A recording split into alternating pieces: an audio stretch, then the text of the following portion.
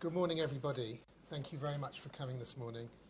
I am Adam Wagner. I'm a barrister at Doughty Street Chambers, and to my right is Adam Rose, who's a partner at Mishkon Dereya.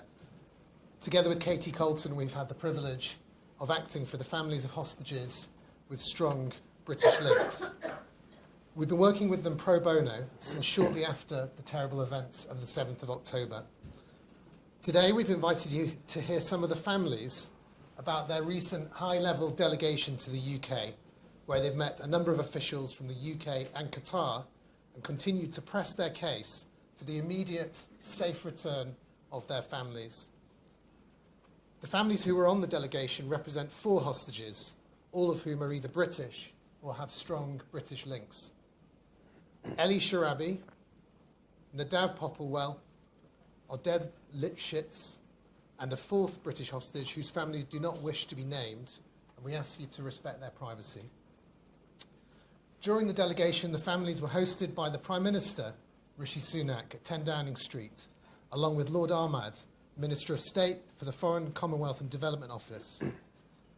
They met for an hour and a half at the Embassy of Qatar with Dr. Mohammed Al-Khulafi, the Minister of State for Qatar in the Foreign Ministry, who's a central figure in the current negotiations between Israel and Hamas.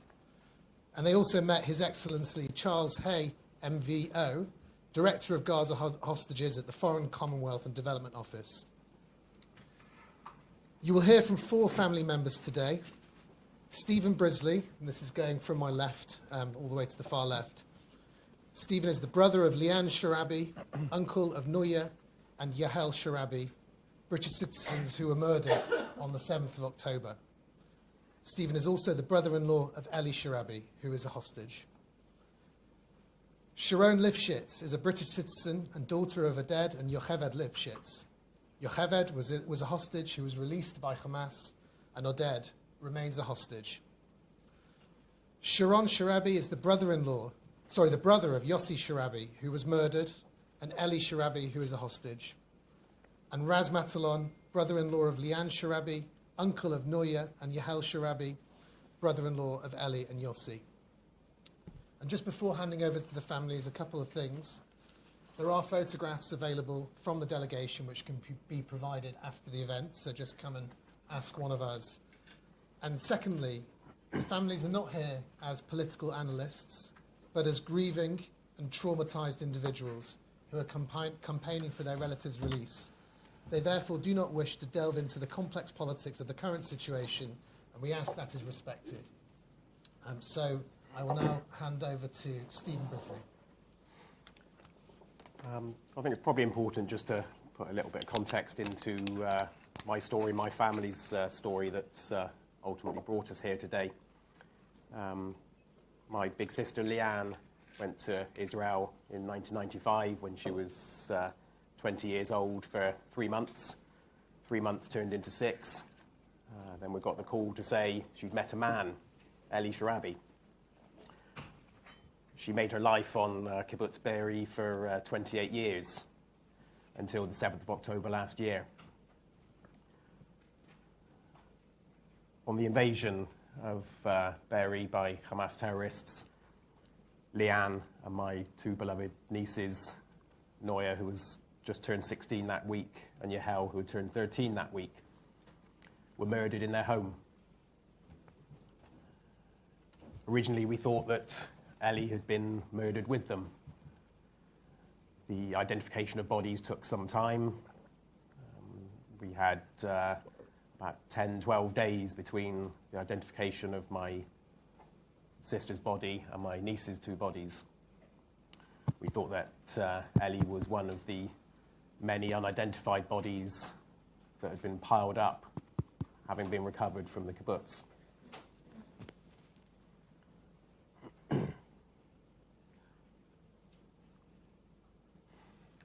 At the start of November, we found that Eli had been taken to Gaza as a hostage. At that point, I had to bury down my grief for my sister and my nieces in order to do everything I can to bring Eli home. At that point, we were also hoping to bring Eli's brother Yossi home. Our whole campaign, our whole focus has been to bring our two brothers home, to try and bring some sort of crumb of comfort from the nightmare that led to the loss of my sister and my nieces. We've had no news of Eli other than that he is a hostage in Gaza. Time has been ticking constantly since last October. Originally, we were thinking in terms of weeks being important, then it became days. Now it's very clear that hours and minutes may be all that he has left. Eli's brother Yossi was taken captive separately from Eli. And just over 3 weeks ago, we found that Yossi had been executed in captivity by Hamas. You may have seen the videos that Hamas released taunting us, taunting our family, the psychological terror that they visited upon us, in addition to the physical terror they visited upon our families. The videos mocked us, treated Yossi's life as though it was a game show. After 24 hours of mental torture, we received another video, which at the conclusion of which Yossi's body was clearly shown. You may have seen that video. I've seen that video many times. I've seen that video moving. I've paused it. I've zoomed in. It's quite clear that he was executed. This is what failure looks like. The failure of international diplomacy, the failure to release the hostages. Yossi. That's what failure is. Those are the stakes. The phrase life and death is thrown around about all kinds of things. It is literally the case here that if this current deal doesn't bring the hostages home, it's a very real chance that they will never come home. Now is the time. Now is the time to secure the deal. Now is the time to release all of the hostages. There may not be any time left for Eli. We were obviously very grateful to meet with the Prime Minister yesterday and with the Qatari Minister. We're reassured that both Qatar in the negotiations and the UK government, who have promised to do everything they can to secure the safe release of the hostages. And we have to put our trust in that. We have to put our faith in them, because that's all we can do. We're not politicians, we're not diplomats, we're not negotiators. We're grieving families who want our family members back. We've put the greatest trust possible in the UK and Qatari governments, because we're talking about the lives of our family. There can be no greater trust to be given, taken, or broken. We have to trust that the UK government will do all that it can, that the Qataris will do all that they can. We put that trust in them, and we will hold them to account for us putting that trust in them. So whilst we're eternally grateful for the honour and privilege of meeting with the Prime Minister and the Minister of State from Qatar, we have to believe that they will succeed, because time is running out and the price of failure has been writ large in Yossi's death. Thank you.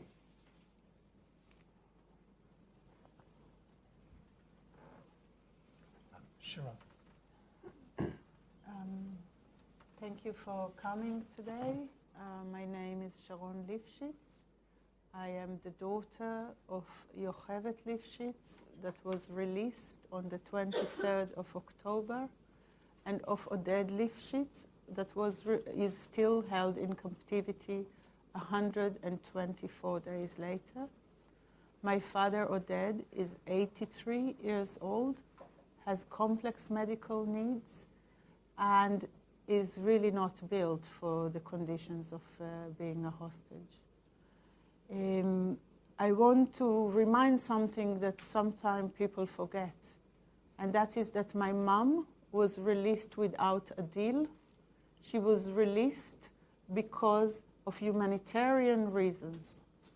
And there is nothing stopping Hamas from releasing more people for humanitarian reasons. There's quite a few very elderly people there that could have been released yesterday, and they are not. Their life and the life of those that are already dead, and yesterday there were reports of about 30 or 60. There's different reports of how many of the hostages have survived. Let me reiterate, Hamas does not need a deal to release them. Hamas can simply say that holding 80-year-old elderly people is not something that they want to engage with, and they can release them. We don't need a deal for that.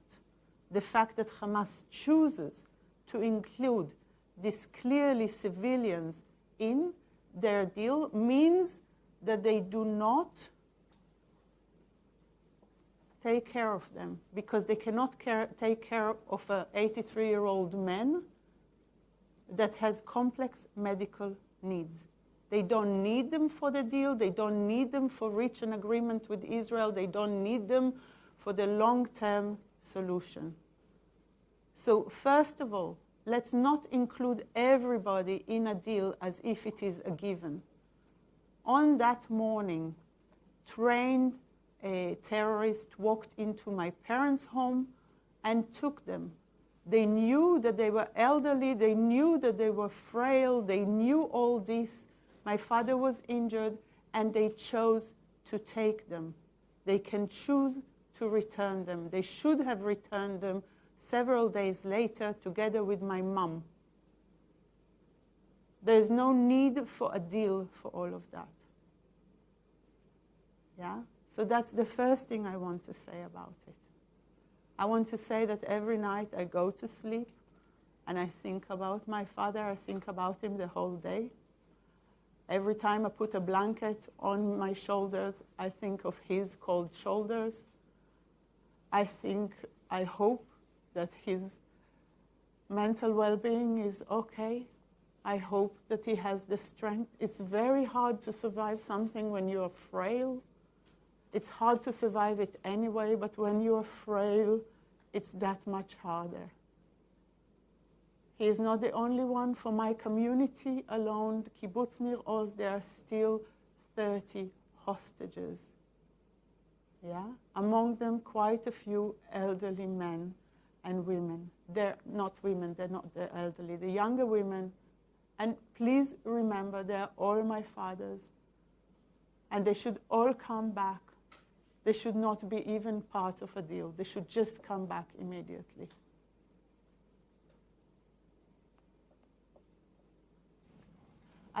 I would like to also add that I thank the Prime Minister for meeting with us yesterday, Rishi Sunak, and I thank Dr. Kulafi, the Qatari Foreign Minister, for meeting us yesterday. I think that a lot of people are doing a lot of work to bring the hostages, all the hostages, back home. It will take sacrifice. It will take political craftsmanship. And we need that deal to happen now. If this deal now does not come true, then it will be a longer wait, and many of the hostages simply cannot survive it.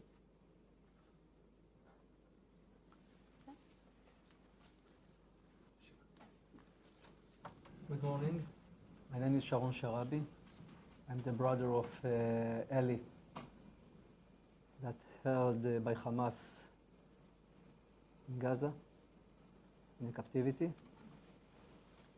And I'm the brother of Yossi that was murdered 3 weeks ago by Hamas.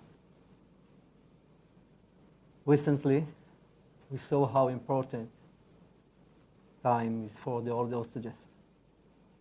For example, it's of what happened to my brother Yossi. His time ran out. The time is running out for Eli and for all the hostages. We are very concerned about their mental and physical condition. We had the opportunity to meet the Prime Minister Rishi Sunak and Lord Ahmad and Dr. El Khalifi. And we hope to see continuity of support from them and to do significant steps to save all the hostages.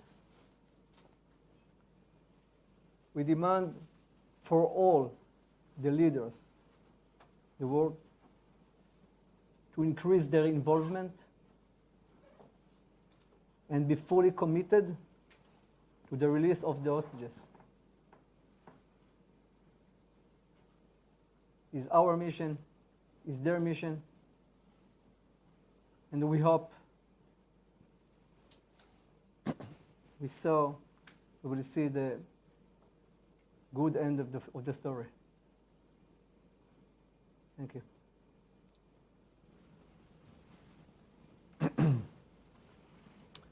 Hello everyone, my name is Raz Matalon. I'm the brother-in-law of Eli and Yossi Sharabi. And I want to add my voice to the greeting to the UK government, especially Prime Minister Rishi Sunak and the Qatari Minister El Khalifi for meeting us. And we hope, as said, that there will be continuity and we will continue this relationship and it will be ongoing in the near future. I want to use this opportunity to speak about Yossi, to speak to Yossi. Yossi, as you know, didn't get a proper burial. We didn't had a funeral, and his body is held there, out there in Gaza. I want to tell you, Yossi, thank you for all the years that you've given to us. Thank you for being such a wonderful man. I promise we will keep your family safe, your wife and your 3 daughters.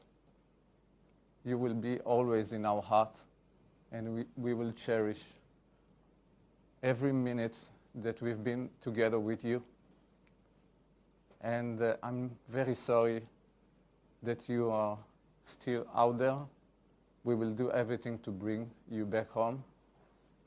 And Eli, my friend, my brother, as the UK said, everyone is doing the best they can to bring you home, and this is the time to act and not to talk. The time is running out, as everyone said. This is not a slogan. You saw what happened to Yossi. We don't want all the hostages to come back in coffins, or maybe not to come back at all. We have to act now. Yossi and Eli and everyone, we are thinking about you. We are doing everything to bring you back home. Thank you. Thank you. If anyone does have any questions, please can you identify yourself and ask the question. John Ray from ITV News. Question really for Stephen and Shiron, who both addressed this. There is obviously a ceasefire deal on the table at the moment. Are you urging the Israeli government to take it, to do the difficult things for them, which is not just a ceasefire, it's the extensive release of Palestinian prisoners, perhaps also the withdrawal of Israeli troops from Gaza? Are you urging the Israeli government to take the ceasefire deal, which is on the table right now? Do you want to start?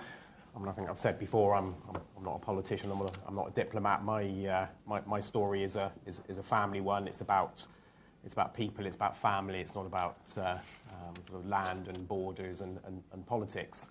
That said, I think all the major stakeholders from Israel to Qatar, Egypt and the UK have made it abundantly clear that the first priority is to bring the hostages home. I don't think it's for me to say what any deal should be. It shouldn't be necessary for there to be a deal at all. It's quite clear that the holding of these hostages is against all international law. These are civilian hostages. These are hostages who, ironically, were members of kibbutzim who had great sympathy for and affinity with the people of Gaza and Palestine, and actually did a lot to help them, to employ them, to provide assistance to them. All I can say is families want their family members back. So whatever needs to be done by whatever side, that needs to be done. I'm not going to get into what the current deal says, but it's abundantly clear that the hostages have to be brought home. And whatever will achieve that as quickly as possible has to be done. Because, as we keep on saying, the price of failure has been writ large in Yossi's death. Every single passing hour and day is a passing hour and day that a lot of the hostages simply do not have. So all I can say is whatever needs to be done to bring the hostages home safely and alive must be done. Do you want to repeat the question so I'll answer? Yeah. There's a deal on the table right now that would see the release of your loved ones. But in return for that, the Israeli government is being asked to release a great number of Palestinian prisoners, a ceasefire, of course, and perhaps also the withdrawal of Israeli forces. A lot of that is obviously unpalatable to the Israeli government and sections of Israeli public opinion. Is your message to the Israeli government to get on with it, to accept this deal, to ensure that your loved ones are returned home? You know, I don't think Israel has another option. I simply do not think. I think that the contract between a government and its people is based on their safety, and that contract was broken on the 7th of October when my community, over 50 were murdered, 70 were taken hostages. The numbers are horrific. Israel has a duty to return its citizens, and Israel has to do what it takes to get there. Israel has in the past released many Palestinian prisoners, and it will have to do it. I think that the prices for it is partially that, but it also depends on other elements, and Israel will have to make difficult choices. I don't think it has a choice. I think it must return the hostages. Any other questions, please?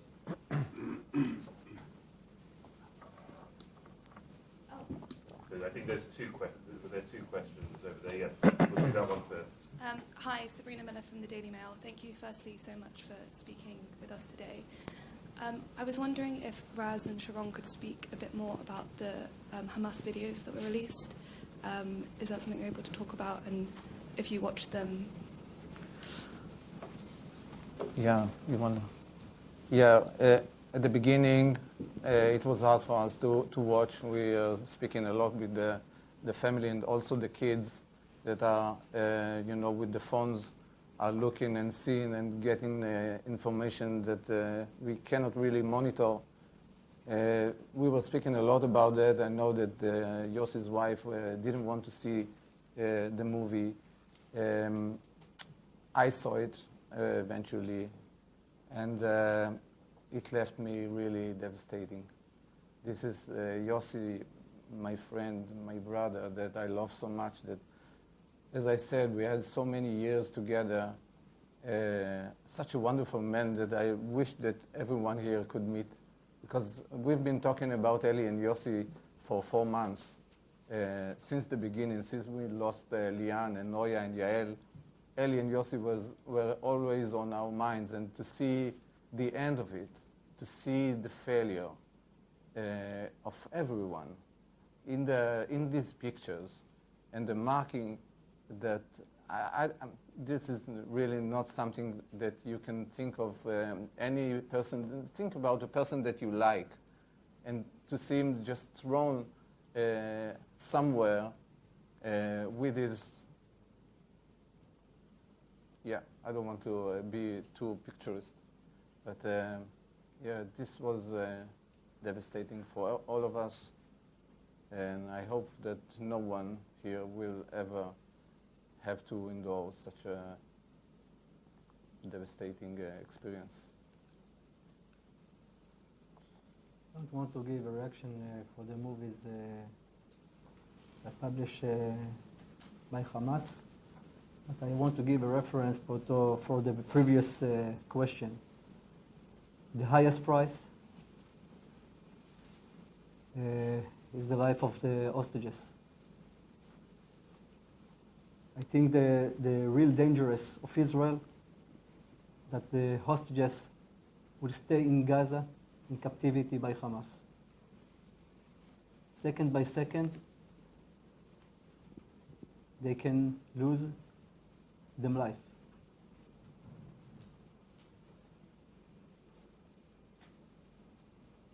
And we will continue to fight for them life all the time. And we are not intend to stop. Thank you. And the question at the end. Hi, I'm Nicole Lambert. I'm a freelance journalist. I'm not sure who wants to answer this, but I was wondering if you could talk a bit about the meeting yesterday with Rishi Sunak and the Qatari foreign minister, and what they could tell you about the possible deal, and how you feel about Qatar, bearing in mind that obviously Hamas leaders are in Qatar and it funds Hamas. Sharone, I don't know if you want to Yeah. answer first, or whoever. I think that we were reassured by the very fact that they met us and took the time to meet with families and see the humans behind the story. I think that they would like both the UK, of course, the Prime Minister reiterated his commitment to bringing the hostages home. And I think so did Lord Ahmed, that spent quite a bit of time with us and explained to us where things are at from their perspective. With regard to meeting Dr. Kuleifi, who is the Foreign Minister of Qatar, he too took the time to try and explain to us where he thinks the negotiation is. In this meeting, we've asked many questions, and I've asked him about the importance of de-escalation for the deal. And this was also something that Prime Minister Netanyahu said this morning. So he confirmed that between the days of releasing the hostages, or the stages, the Prime Minister Netanyahu confirmed that there would not be a return to fighting. This is very encouraging and connect to Dr. Kuleifi emphasizing the importance of stabilizing the situation to the ability to bring about an actual release of hostages. I also asked Dr. Kuleifi how important is the debate around the day after to the reaching of a deal, and Dr. Kuleifi took the time to answer and said that that is a very good question. So I think that the actual details are being hammered. Everybody knows that this deal has to happen. There is no alternative to it. I think that all sides at the moment are engaging in really pushing that. And, you know, we are not politicians, but without finding a way to resolve the issues that are at stake, this release of hostages will not happen. And I think that it's important to be creative about it, and it's also very important to find ways to make sure that then when the deal is agreed, it does not break as it did last time. Because last time it kind of broke down at one stage, yeah, and it could have continued. There was the capacity for it to continue, and some of our loved ones would have been back. So I think we are encouraged, but it's a very delicate situation we are in at the moment. Raz, I think you want to say something? No. It's okay. I might just add to it. Yeah, I mean, I think we've spoken before about trust and faith. I think it was helpful to be able to look the Prime Minister in the eye and look the Qatari Minister in the eyes and make that personal connection, so that you know, they're really aware that this is about families, about people. Both the British government and the Qataris have made it very clear that they are focusing all of their efforts on prioritising the safe return of the hostages. I mean, Lord Ahmed said that you know, the release of the hostages has to happen, and to happen first. The Prime Minister has made it clear that the hostages are always on his mind. He explained to us that he carried the set of Bring Them Home Now dog tags in his pocket. He keeps them on his desk to remind him of the importance of the hostages. And I say, we put our trust in the Prime Minister. We put our trust in the Qataris to make good on their promises, to do everything that they can. So we want our family members to be those dog tags on the Prime Minister's desk, because we've put our trust in the Qataris and the UK government, and we need them to repay that trust. And the only way of doing that is to get results. We've spoken a lot. I've spoken at parliamentary events. I've done newspaper interviews and TV interviews. I've talked a lot. I've talked a lot about my brothers. I'm sick of talking about them. I want to talk to them. I know that Eli's love for the UK, you know, he loves going to the seaside, he loves a Sunday roast. He loves Manchester United, unfortunately. He likes a cup of tea when you get him away from his coffee. I would dearly love to bring him and all the other family members to Downing Street, to London, to meet the Prime Minister, and to personally thank the Prime Minister, to thank the Qataris for everything they've done, for them to be able to look into Eli's eyes and the other family members' eyes like they've looked into my eyes. Sorry, there are a couple more questions. I'm very mindful that Raz and Sharon, I don't know if you need to leave to get your flight home, or if you can stay a few more minutes, but if they do leave, they're not storming out. There are two questions, one in the second row there, and then one in the front row. Thank you. Lucy Manning from BBC News. I just wondered how you felt that after so long after October the 7th, you're still sitting here without your family members released, and how that's left you feeling that it's taking just so long. Okay, Sharon, I think you want, again, it might be easiest if you want to start. Yeah. I'm devastated, you know. I'm devastated because we are still on the 7th of October, for my mind. You know, it's been the longest month, it's been the longest day. With every day that passed, the chances of all the hostages, the chances of my father reduces. We have so much to take care of. I'm part of a community that is displaced. All our homes are destroyed.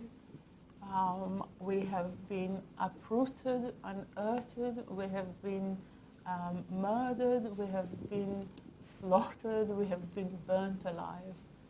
We have a lot to look after. We have the elderly to look after. We have the young to look after. We have to, move on with our life.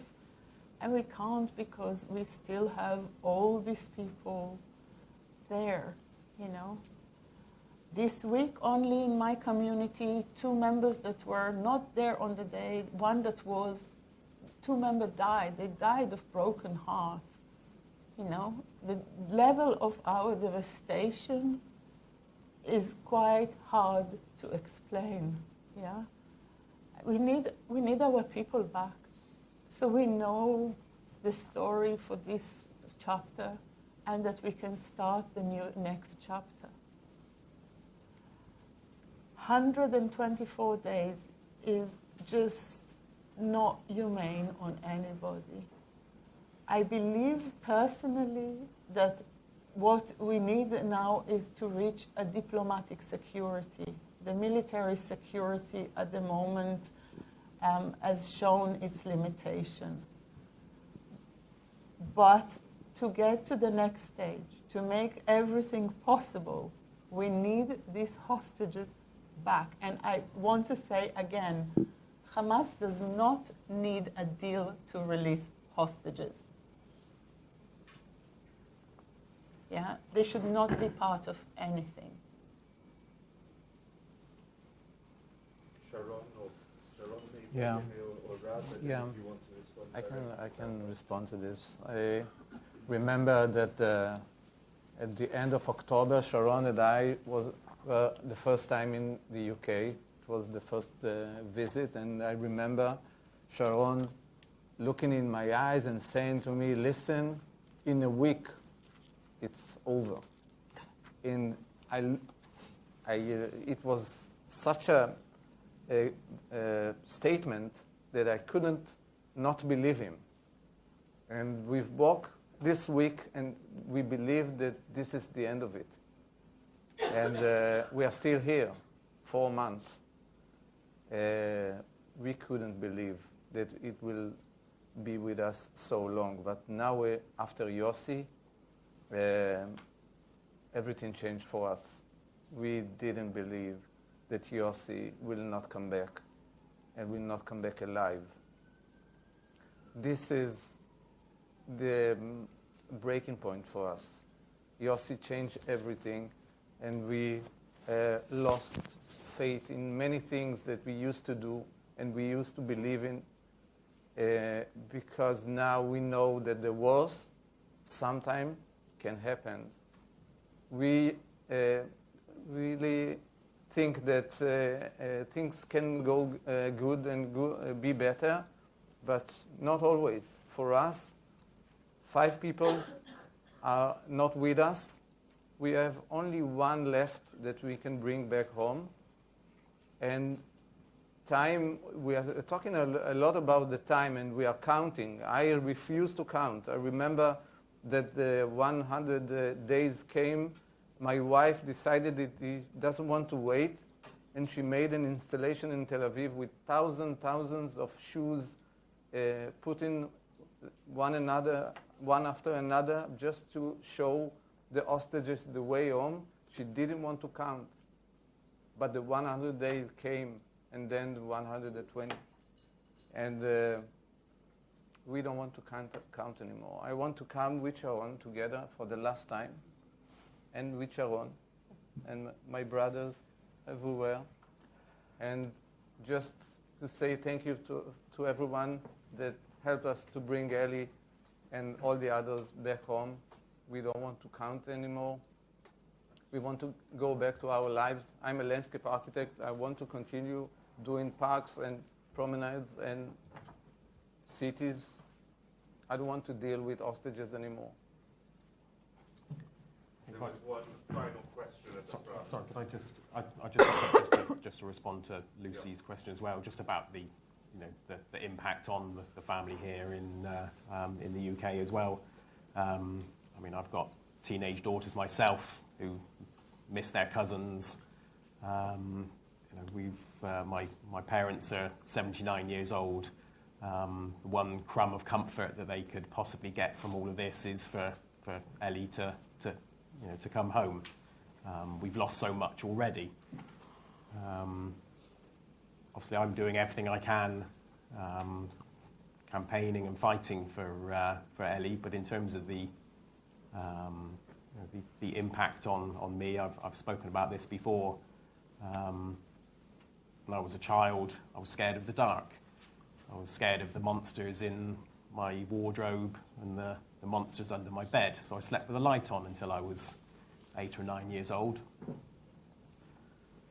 Since the 7th of October, I slept with a light on again. Because when I was a child, I thought there were monsters in the world.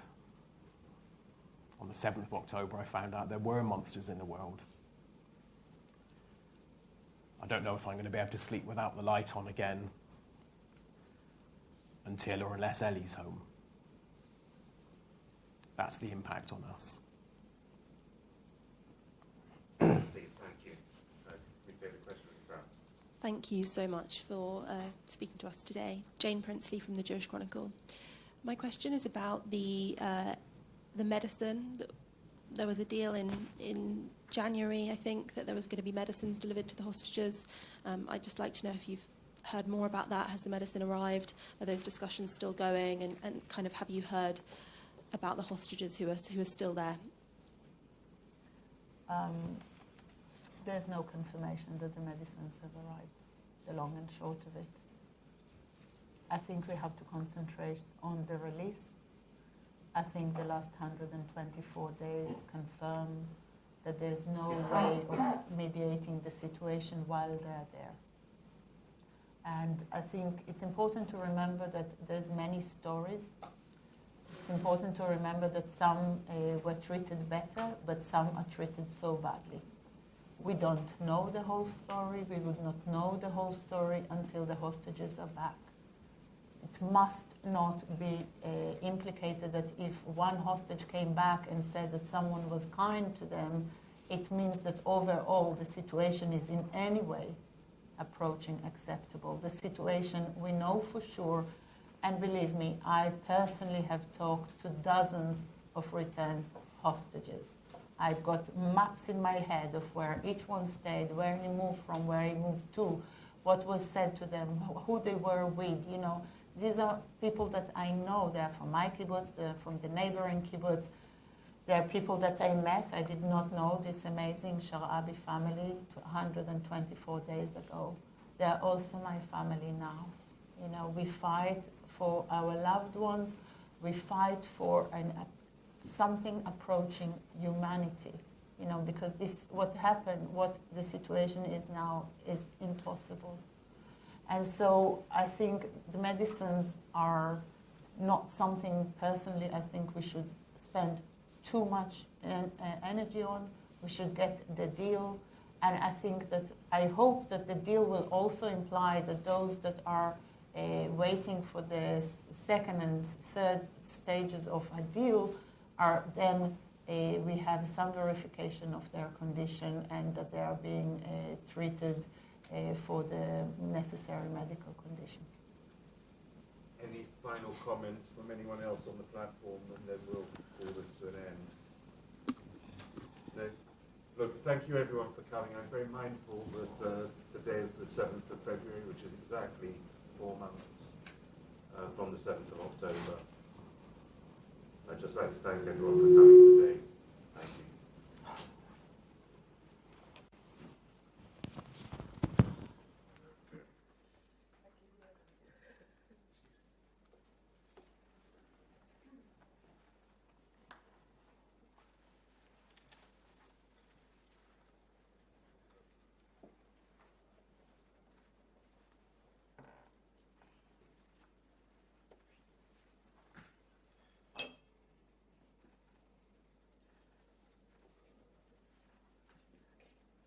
I'm going to cry.